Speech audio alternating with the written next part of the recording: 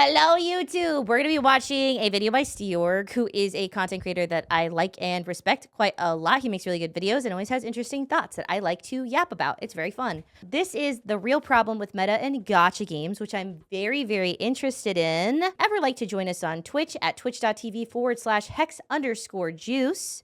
You can. We are live daily at 10 a.m. Pacific Standard Time, except for on Sundays, where we watch movies in my Discord. All of those links are down in the description down below, and let's go ahead and get into it. What is the problem with meta in gacha games according to Steorg? Subscribe. Meta in gacha games was and still is a really complicated topic that people are always talking about with any gacha game. And in any gacha game, you will always find that one problem in the meta. So today we will examine gacha games, 3 of them will be our main talking point, and see if we can find the right way to make meta good in a gacha game. Maybe some— Okay, I'm gonna give a pre-opinion and we will see how we keep going. The problem with gacha games is that there is usually a correct, almost objectively correct meta. In a game that does not have PvP, and also in a game where things are so specifically tuned by the gacha game, like the characters are supposed to be specifically tuned by the gacha game via the PvE elements, including the mechanics of the bosses, the mechanics of the endgame modes, all of those things. The problem with meta is that there's not really a deep meta with a gacha game because it's literally created by the company. The company decides what the meta is, usually with the desire for you to spend money on it. HSR says it is time for break meta. And then you probably either already have break characters or you get the break characters, or you have to build your break characters so that you can take part in the break meta without having to suffer too bad. Because the meta is directly influenced by the company attempting to make money from you, the meta is almost a little bit like, to me, not always that important, I guess, in gacha games because it's not PvP. It is based on PvE elements that are decided by the corporation. And at the end of the day, it is what it is. some games are destroying themselves, or a game that decides to twist it and fix the whole thing. Which, by the way, have you heard of the hit game Blue Archive? Well, me too, and this video— Steorg says that it is okay for me to skip his ads. the most interesting routes in terms of meta, and you will know why after I talk about the other games. So the Genshin meta was overall balanced from the start until Fontaine. They released some OP characters from the start, having a big Ganyu, Zhongli, Hu Tao, the Raiden Shogun, very powerful 4-star characters like Bennett and Shanling, and the more characters they add with the game, they rarely add a bad character. For example, they made Ayaka, and the comparisons between Ayaka and Ganyu are always there, although the difference wasn't that big. There's comparisons between Yoimiya and Hu Tao. There's no big— I liked Yoimiya and Hu Tao. Those were two of my favorite two of my favorite main DPSs. Almost probably realistically my most used 2 main DPSs, because Yoimiya was just Hu Tao if I didn't want to try that day, because I could just spam left click. It was so fun. Also, I will say, I think, this is my personal opinion, the meta in Genshin is more inherently balanced and will always be in an action game more inherently balanced than something like HSR, because HSR realistically at the end of the day is actually really more or less just an algebra game, where in something like Genshin, where there is an action-based element to it, there is some amount of skill expression. How much is not really that relevant because it's a gacha game, but a lot more of it has to do with play styles and how you like to play the game and how you put your teams together, rather than in HSR where it is just about hitting the numbers that you need to hit to do the thing.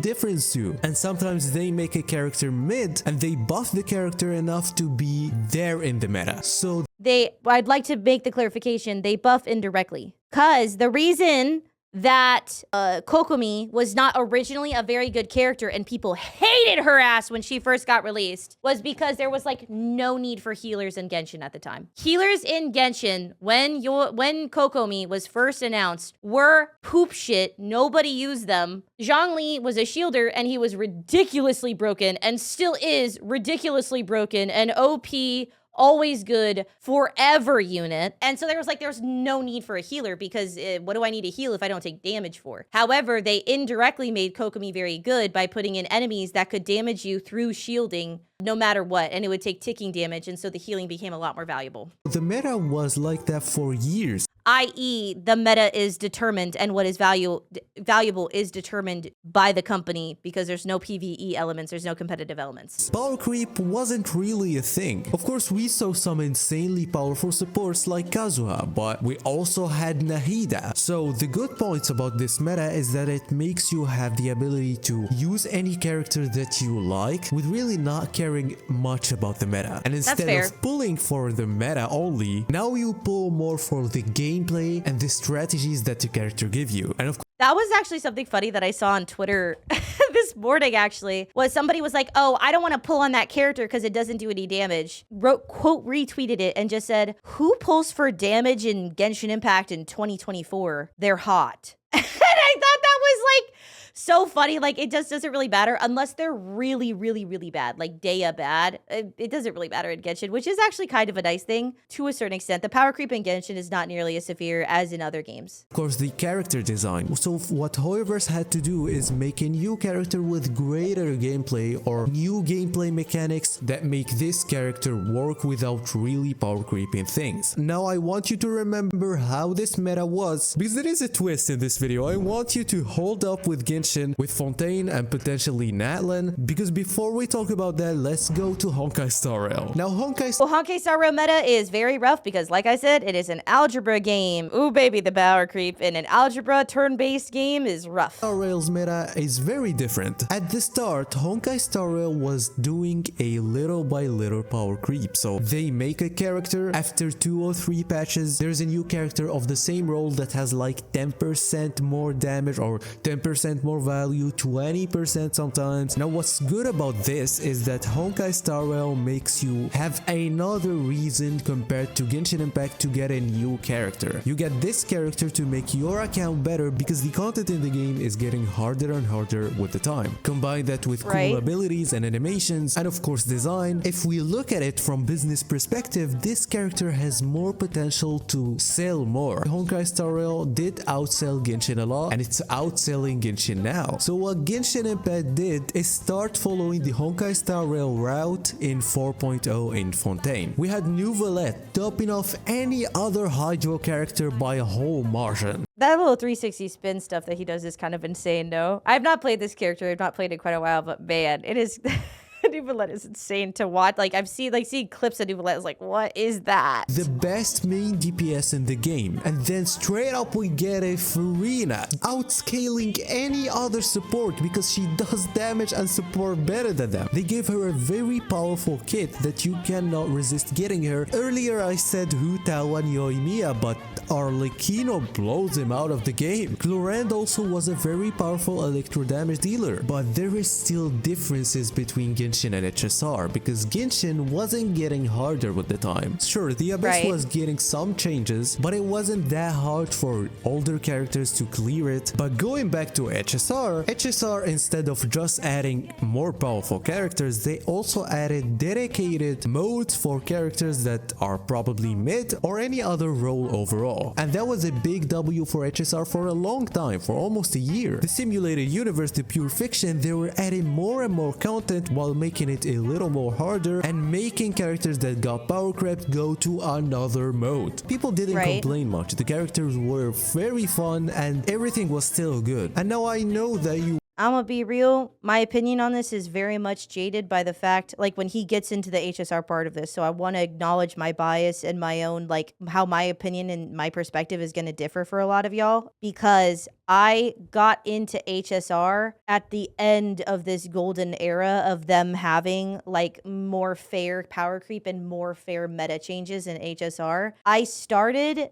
back and started really playing the game seriously at Sparkle's banner, which was one of the last fair banners they put out for a long time. And I would say Sparkle did power creep Rania to a certain extent, but Rania was still great and had her own use cases, so it wasn't like super direct, right? Sparkle's a great character, but like, I did not seriously start playing HSR until this kind of stuff happened. Sparkle was a fair power creep to Branya because Branya still had things that they did, like she was specialized for. Sparkle had like an overall ease of use to her, where Bronya did have specific instances where she was more important. Also, you could play them together if you wanted to have your 600 speed Bronya and Sparkle Tea for Jiggly or whatever. But I think that she was one of the like last really fair banners for a while. So my opinion on the meta and HSR is colored by the fact that I did not experience all that nice shit. You want me to talk about Firefly and Acheron for having an absurd amount of damage? Because when these characters came out, a lot of people started seeing some problems with the meta. But what if I tell you they are not the problem actually? And it's not about the modes. There's one character that everybody should know that started changing everything with the game.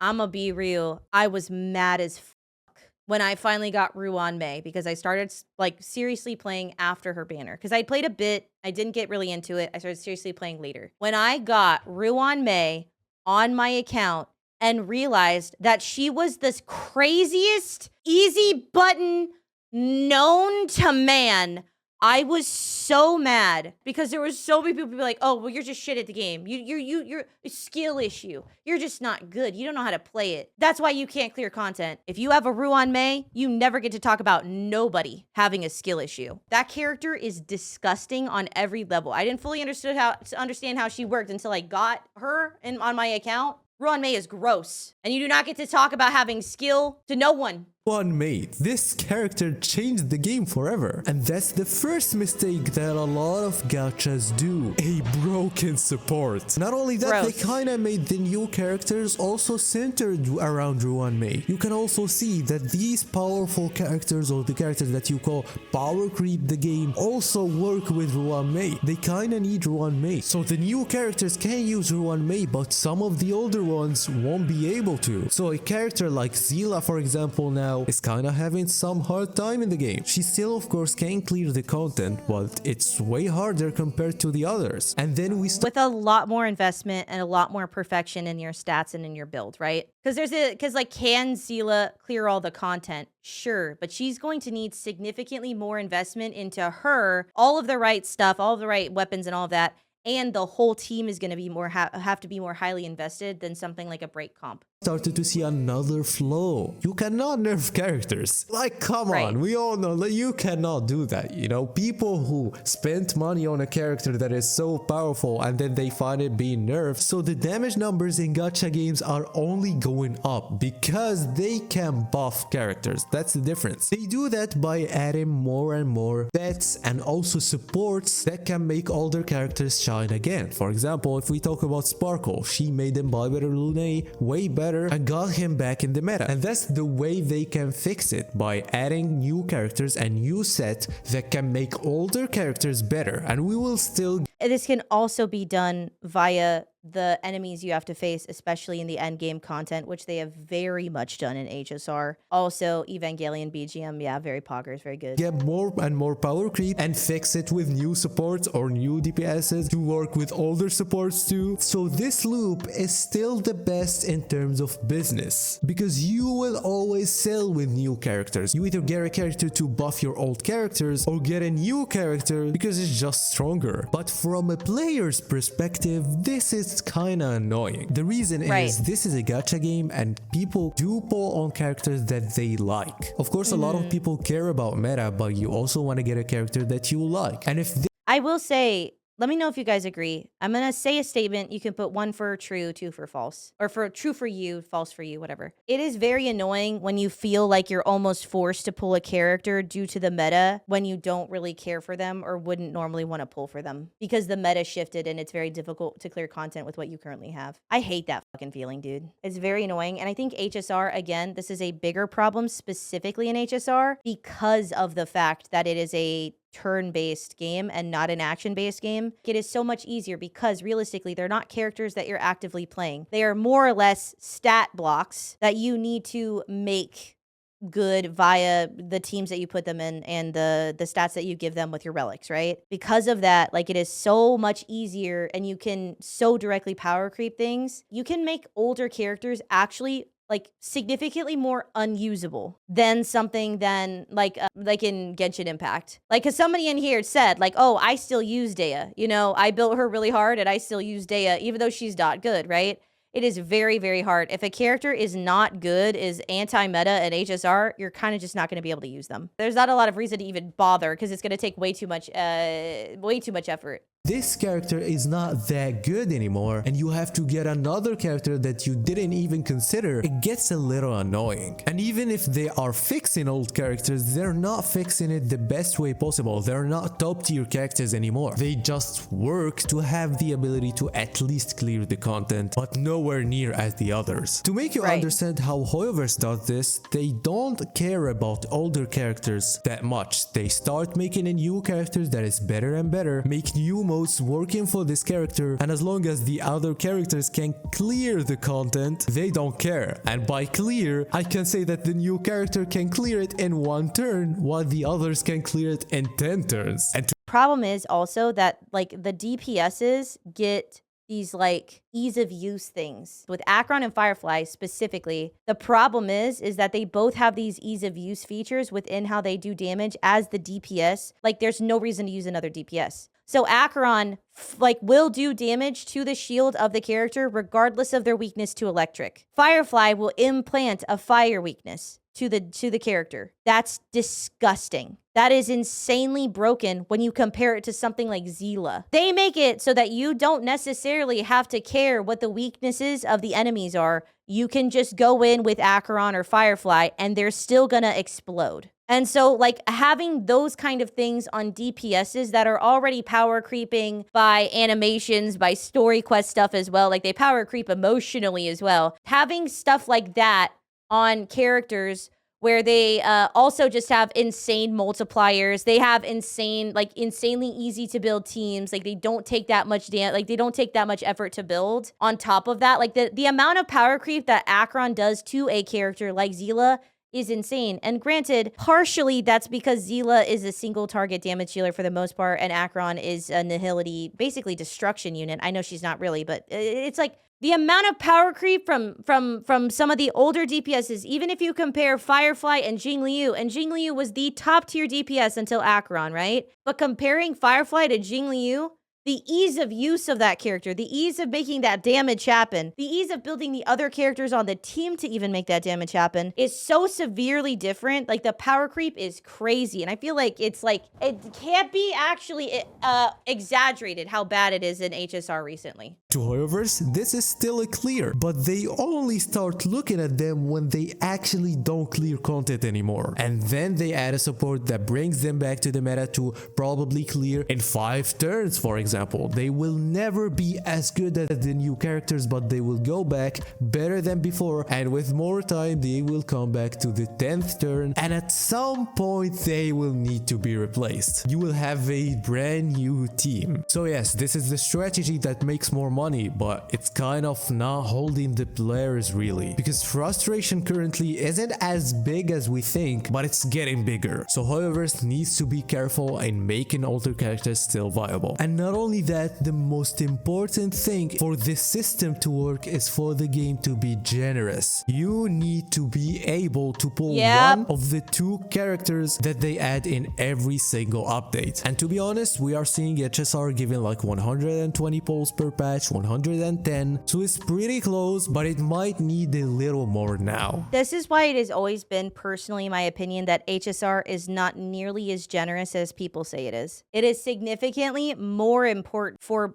normal players. I'm not talking about hardcore motherfuckers where you got everything perfect on your account. For normal or newer players, they have to just get the new characters. It's going to be so hard to fucking catch up and clear content if you don't. It is not nearly as generous when they so specifically influence how much you need a character or how much of a benefit the character has to your account via the PvE in a turn-based game. But like I've always thought that HSR is not nearly as generous as people say, because of the fact that it is a turn-based game and the way that they do meta is able to be so much more direct and is so much more direct. There is a reason why there is a 3rd game in this video. And not only a 3rd game, we're actually talking about more than that. Oh god. But let's start with Tower Fantasy. What Tower Fantasy went with... Have you guys seen that they're adding prawn to Tower Fantasy? I don't know how else to say it.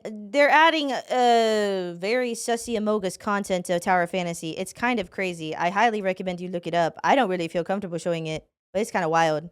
They're adding some crazy stuff to Tower Fantasy that you can do with those characters, and that's all I'm going to say about it. Is that every single new character will be a little more powerful, like 10%. There's a little power creep, but if you get 1 star of this character, there will be a little bit more. And in this game, it's a little easy to get dupes of the other characters. So this is another thing affecting the meta with the I don't know what this background music is, but this shit is bumping. It's going crazy. That bass is insane. Gacha system. And Tower Fantasy went with this. New characters are kinda better, but this only mattered in 1 or 2 modes in the end game. In the rest of the modes, you actually could clear with any character you wanted. And they stayed with this until 2.3, when they made a character called MensRea. This stupid character was so insanely powerful that you She's really cute, though. I don't know anything about this game, but she's really cute. only needed to get 1 star or 1 dupe, which is very easy to get in Tower Fantasy. And the content was getting a little harder by the time, and you kinda needed the character or you're really missing out. The character literally does so much damage. She gets a whole new ability at C1, and if you use this ability, you do an insane amount of damage. It doesn't even compare to C0, and you also heal yourself. That's without talking about the other dupes that makes her invincible and things like that. So the devs were like, well, shit. That's a whole lot of power creep for what I've heard. I don't know all that much about TOF, but that is dumb. This is nasty. Have to fix this. And players were so frustrated with power creep in Tower Fantasy. And the formula that they went with is that they added a new type of gear. For example, if you have artifacts in Genshin, they, for example, added a 6-star artifact. Because the modes were very hard for free-to-plays, they made a new type of gear that makes everyone way powerful. Oh, that's definitely one of the things that you can do in that situation. One of the things I always hear if I mention Tower of Fantasy or being interested in it, because I have been, I just haven't like actually downloaded it or started playing it, is like, the power creep is dog shit! The game is shit! The characters are dumb! And it's like, it's so interesting. I see why that might be now, because I was like, wow, power creep in a gacha game, insane. That's always a thing, but it was like people were really passionate about it. But that's definitely one of the ways that you could deal with power creep, I suppose. It became very, very powerful in terms of gear. But when we thought that this was fixed, we remembered that this is an MMO, so you need people to play with you. And whales were crushing everything. So Tower Fantasy had a good idea to fix this. You already know that I said that you can nerf a character in a game, right? In a separate server where you start again. And that was what people called TOF 2 at the time. I am sure a lot of people heard of Tower Fantasy 2. That was basically a more hardcore server with harder content with 0 difference between the characters. If you want the game to be harder and play with any character that you like, and whales having only 30% difference between them and free-to-play was an insane idea, but it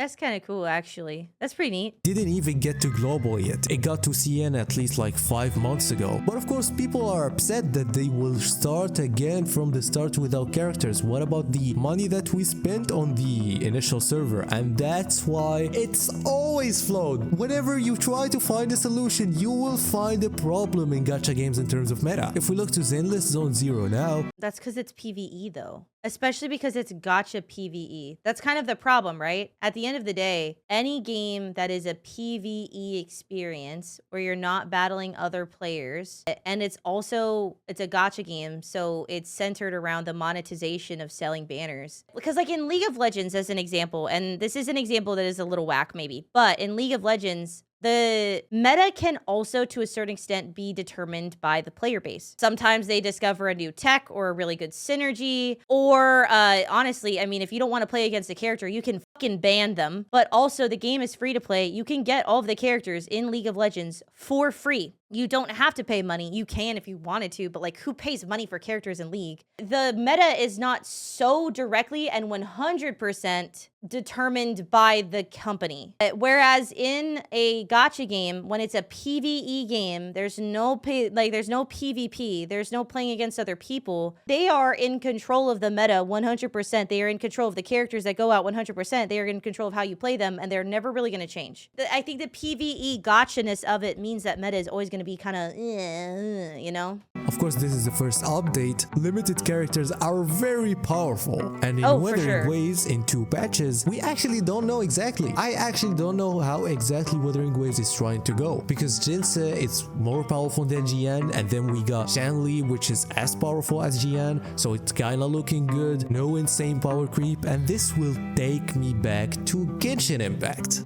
Wuwa, I think, is a little bit of a standout on this particular situation because Wuwa does have more skill expression than Genshin or any of the other games mentioned to my knowledge. I don't know about TOF so much. Also, a lot of, at this point early on into the game, the 4 stars are also very good. Like, Danjin is very good. It's pretty balanced right now. Even if some characters have power crept other characters, like, it doesn't feel super bad because you can still absolutely play the other characters. The thing is with Jinshi is, like, we really needed, like, a Spectro DPS unit because the only other Spectro units were the main character who was more of a sub DPS supporting kind of role, and Verena, who's a healer purely basically. But there's a lot more skill expression, which makes this less meaningful for now. Both Endless Zone Zero and Wuwa are still newer games, so we'll have to see because realistically, these power creep problems were less severe in the beginning of all of these games. Why is Genshin Impact the most interesting one in them? Because what could Genshin do is stay on the same thing that they did from 1.0 to 3.0 with adding more endgame. That was the problem in Genshin. No one complained about the meta. They only probably complained about some Dendro things. And what game can this interesting way of handling the meta can work? Wuthering Waves. Because you can make the bosses as hard as you can and people will still clear it with Shisia. But also they can go the Honkai Star Rail route because it makes more money. But of course, as I said before, I don't think that it is as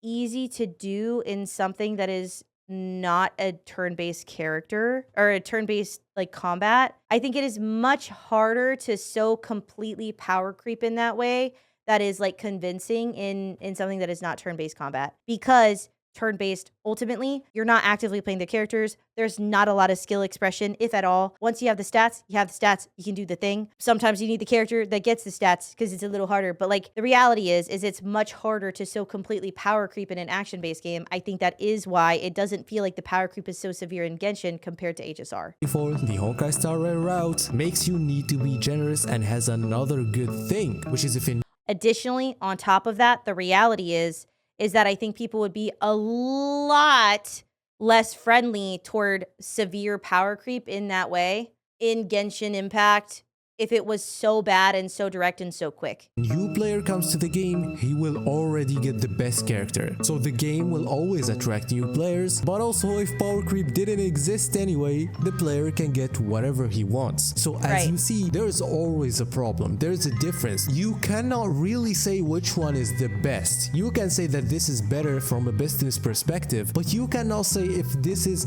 really the best thing. Even if you follow the Genshin route from the start, they really need to make an insane story to make you hooked to this character and also always make the gameplay of a new character very impressive. They can do that for 10, 20, 30 characters, but then they will start adding things that already existed. How can you ask a game like League of Legends to add a brand new character that doesn't have any single ability that looks like any other character when they have all? Well, what League of Legends does is they just add whatever the original ability was, they add about 1,000 words of text to make it seem like really, really complicated on every character. That's what League of Legends does to try and fix that. They just make new characters infinitely and insanely more complicated if they want to do a similar type of character so that you want to fucking blow your brains out to try to even learn how you do it. However, that's a PvP game, and so it's different. Power creep obviously does have to happen in gacha games. It's kind of an inevitable thing because they have to keep you wishing on characters, and it's a monetization system, which always enshittifies most of things about the game. However, I don't think power creep has to be as severe as some gacha games are.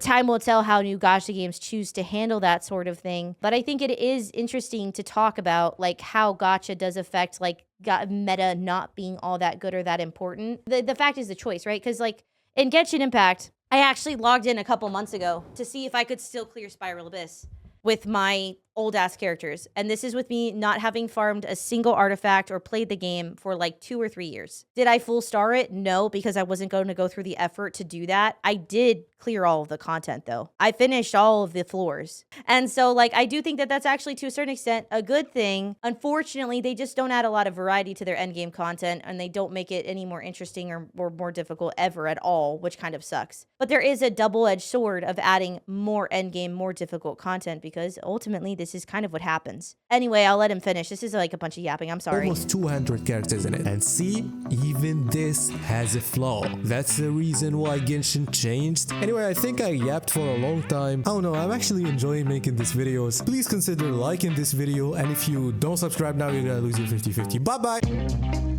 I've really been enjoying the new wave of content creators talking about gacha gaming as a whole rather than in like focusing in on particular games. I think it's pretty cool. I've really liked reacting to these videos. I've had a couple people be like, oh my God, all you're doing is talk about how you hate gacha. Why do you play gacha games though? Aren't you a gacha game content creator? I think it's okay to criticize something and still like it and take part in it. But it's also interesting to talk about like the inherent flaws to gacha systems and how that affects the player. I like these videos a lot and I will continue reacting to them, and I will also continue playing gacha games because you can acknowledge things for what they are and also enjoy them. Wowie wow wow, that's crazy, isn't it? Let me know what you think down in the comment section below. I enjoyed this video a lot, as I always do from Seaorg, so go subscribe to him, give him some support as well. Drink some water, love yourself, eat your vitamins, drink or eat something nutritious, probably touch grass, let the sun touch your skin. I will see you guys next time. Bye bye.